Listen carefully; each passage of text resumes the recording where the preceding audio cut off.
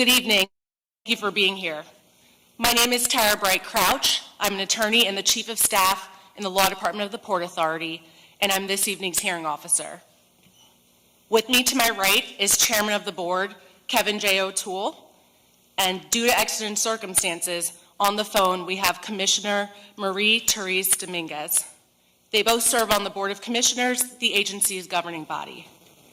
We are holding this hearing for public comment because the Port Authority is considering the proposed capital plan for 2026 through 2035, the proposed 2026 budget, as well as proposed changes in tolls and fares for the use of our vehicular tunnels and bridges and passenger rail facilities, and changes to the airport ground transportation access fees and the bus terminal fees. We've prepared materials to assist in explaining these proposals, including a written handout which can be found at the entrance to the hearing room. We will also shortly show a presentation describing the proposals. If there is something in the presentation you would like to hear again, it can also be accessed on the Port Authority's website at panyj.gov/public hearings. The hearing will begin shortly after this presentation. Founded more than a century ago, the Port Authority's mission is to keep the region moving. With a broad array of assets across the region, from airports to seaports, the PATH train, our bridges and tunnels, and the World Trade Center campus, the Port Authority is committed to keeping the region moving. Today, we'll review the Port Authority's proposed 2026 to 2035 capital plan, which builds on the strong momentum set in the previous capital plan to deliver the next generation of best-in-class infrastructure that will continue to advance the region. The Port Authority is financially self-sustaining. It receives no funding from either state and relies on raising the needed funds to construct, operate, and improve its facilities. The past 5 years have presented unique challenges to the Port Authority's operating environment, including revenue impacts from the COVID-19 pandemic, macroeconomic trends including inflation and tariffs, and rising interest rates.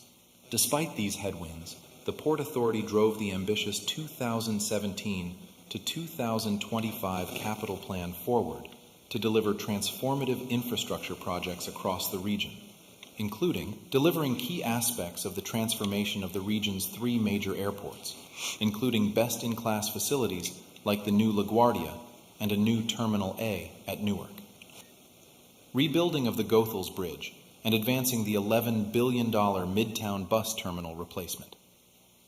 Critical projects, including the raising of the Bayonne Bridge to increase the capacity of cargo movement at the seaport. Infrastructure investments and expanded capacity across the PATH system, and revitalization of the World Trade Center complex. It was a decade of achievement, but we're not done yet. The Port Authority has proposed an ambitious $45 billion capital plan that continues this unprecedented rebuilding program while maintaining our world-class standard and creating economic opportunity for the region. The 2026 to 2035 capital plan proposes $20 billion in spending across the airports, including the completion of an unprecedented transformation at JFK, including major terminals and brand new AirTrain cars and stations. At Newark Liberty, completing the replacement of the AirTrain and delivering an all-new Terminal B to bring every aspect of the airport up to the same world-class standard set by the award-winning Terminal A. And at LGA, replacing the 85-year-old Terminal A and vastly improving Q70 LGA Link bus access to the airport. These transformational projects in the proposed 2026 to 2035 capital plan are largely funded by private investments, cost recoveries, lease revenues, and fees, which make up 2/3 of our revenues. To support delivery of these ambitious goals, the capital plan proposes changes to airport access fees for for-hire vehicles and for taxis, which will be aligned with fees at peer airports across the country. The proposed modification would increase access fees for for-hire vehicles from $2.50 for each pickup and drop-off to $5 for each pickup and drop-off, effective March 15, 2026. The proposed modification would also increase airport access fees charged to taxis which are currently $1.75 per pickup. Pickup fees for taxis would increase by 25 cents on March 15, 2026, with further 25-cent increases for each of the 2 following years. The proposed 2026 to 2035 capital plan would drive completion of an $11 billion best-in-class midtown bus terminal. Completed in 2 phases over the next 10 years, the inspiring, light-filled transit hub of the future will serve the needs of both the commuters and the community. To provide important support for the cost of building, operating, and maintaining this world-class facility, the 2026 to 2035 capital plan proposes updated carrier fees charged to bus companies operating at the Midtown bus terminal. Bus toll structures, which currently group all buses together, would be separated into 3 classes based on vehicle type: minibuses, 2-axle buses, and 3-axle buses.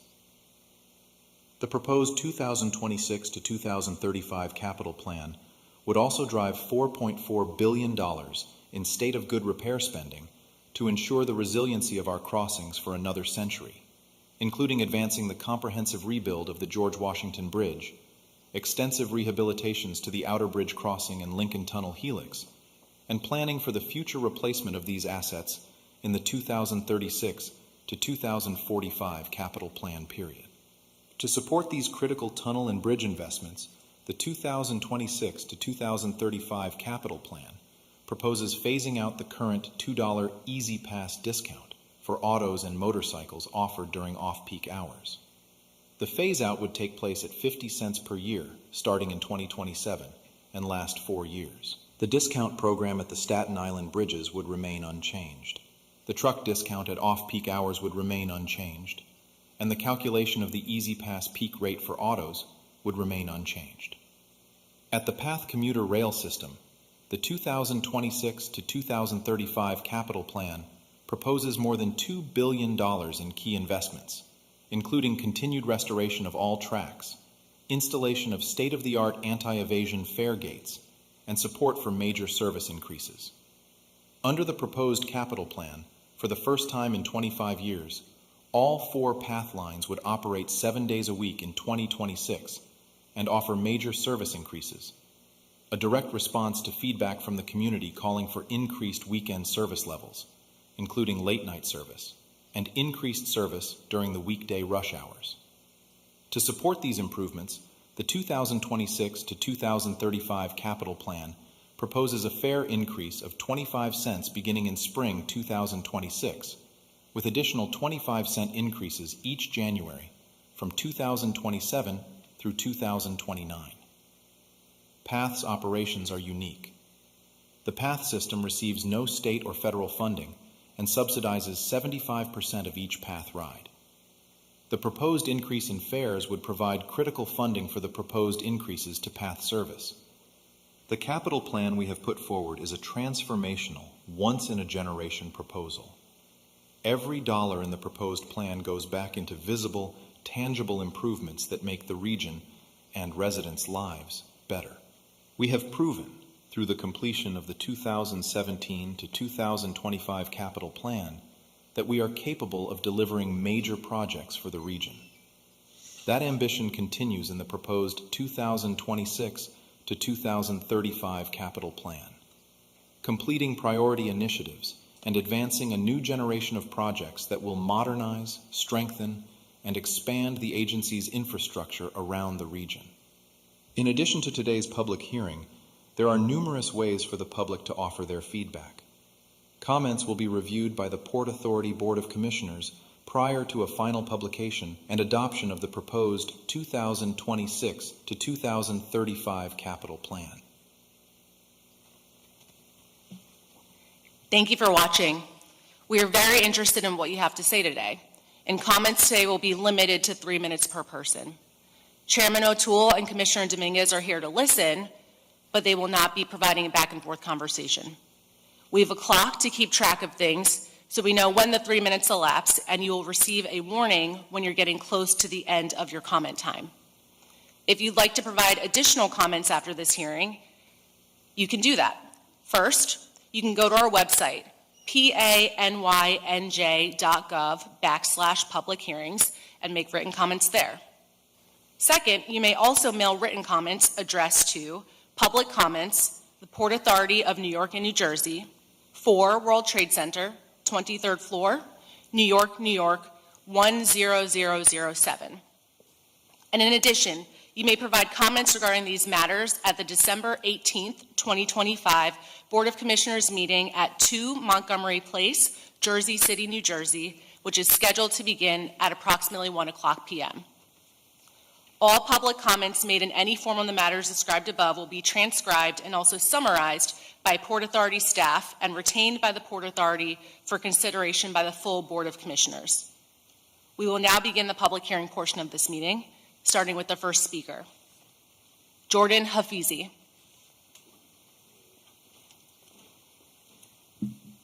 Test, test. Thanks. I'm sure you guys figured that out already before I tested it. But good evening. My name is Jordan Hafizi, and I'm here on behalf of New York City Council Member Frank Morano. He represents Staten Island's 51st District, the South Shore. First, thank you to the Port Authority for bringing one of these hearings to Staten Island. We don't always get the airports, the PATH buses, or the Midtown bus terminals, but we do get the toll bills, so we appreciate being included. I want to acknowledge the incredible ambition reflected in this capital plan. When you flip through it, you realize the region is in the middle of something like a 21st century works progress administration project. We see $20.7 billion in aviation investments, $15.4 billion for tunnels, bridges, and terminals, a commitment to PATH service increases, the seaport, and a world-class infrastructure that will last generations. If you're a commuter in Midtown or a traveler at JFK, the plan reads like a dream. But tonight, I'm speaking for the South Shore, where the closest thing we get to an air train is when a seagull decides to follow the Staten Island ferry. So here's our message. We support big, bold, and regional investment, but Staten Islanders need to see themselves in this plan. Let me highlight a few constructive, practical opportunities to make that happen. The Outer Bridge crossing rehabilitation must come with a community impact strategy. The appendix lists over $336 million for the Outer Cross Bridge rehabilitation through 2035. This is absolutely necessary infrastructure work, but for the South Shore, the Outer Bridge is not one bridge among many. It's the primary gateway for tens of thousands of New Yorkers and Staten Islanders who commute, shop, visit family, or seek medical care in New Jersey. Rehabilitation is great, but we need communication and mitigation. Clear staging schedules so that residents know what closures or lane shifts are coming, coordination with the NYC Department of Transportation, especially along Arthur Kill Road and the West Shore Expressway, so bottlenecks don't cascade into residential streets. And because this is the only Port Authority crossing inside a neighborhood, we ask that the Port Authority treat surrounding streets as part of the work zone, not an afterthought. A world-class region requires world-class outreach, especially in communities uniquely affected. Number 2, Staten Islanders pay into the system, and we need fairness out of the system. The proposed plan phases out off-peak Easy Pass discount at many Port Authority crossings, but explicitly keeps it intact for Staten Island bridges. We truly appreciate this plan. But let me say this plainly. Staten Islanders pay more in tolls than any borough in New York City, and we have the fewest alternatives when it comes to travel.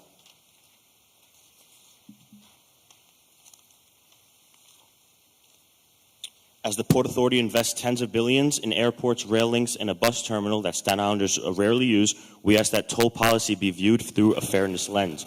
Maintain the Staten Island resident discounts permanently, protect the carpool discount, explore additional relief during extended periods of construction, and if revenue is the lifeblood of Port Authority, then Staten Islanders are doing more than our fair share of pumping. Thank you, sir. Thank you. Just one more thing as a final thought. Pride in the region means inclusion in the vision. The slides remind us that the Port Authority has delivered a decade of achievement is embarking on a decade of big ambition. We agree, and we want Staten Island to be part of that ambition. Thank you. Thank you. All right, the next speaker is Michael Arvanites. Very good. You pronounced that correctly. It must be Greek. Good evening, Chair, Commissioners, and members of the public. I'm Michael Arvanites. I'm representing Councilwoman Camilla Hanks, Thank you for the opportunity to speak on the proposed 2035 capital plan.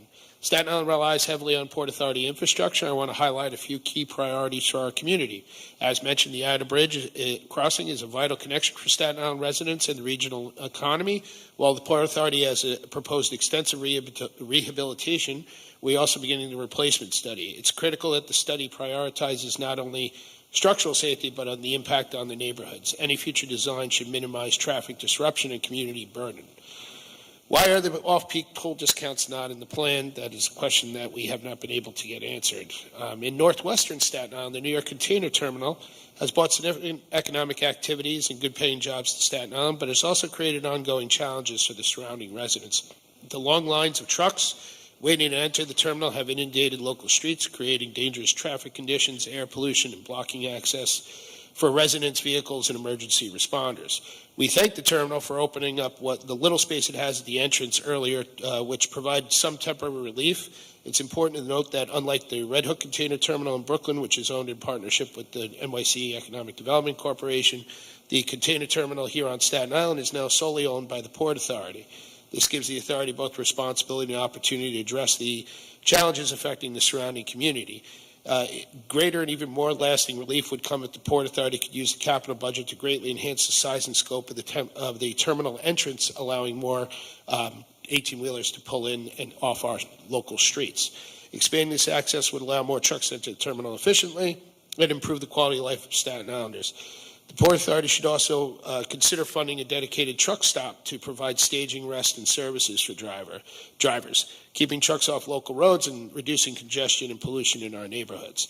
These measures would support the Port's continued growth while protecting the health, safety, and daily life of the residents nearby. They shouldn't have to bear the burden of living in the immediate adjacent area of the port.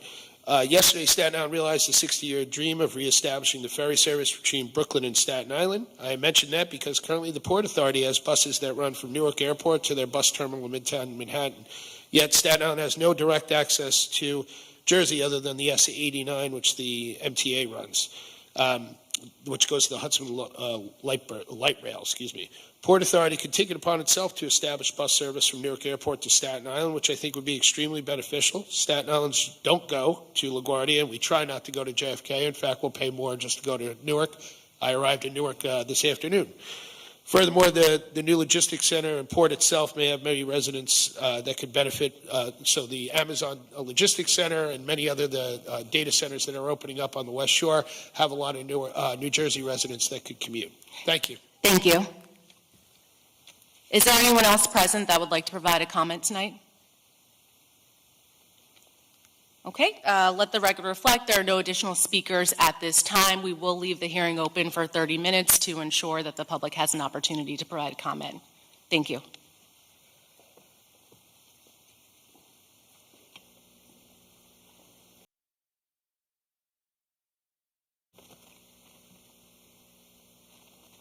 All right, it's now 7:30, and having no additional speakers, this hearing is officially adjourned. Thank you all. Have a good evening. Thank you very much. Thank you. Good to see you.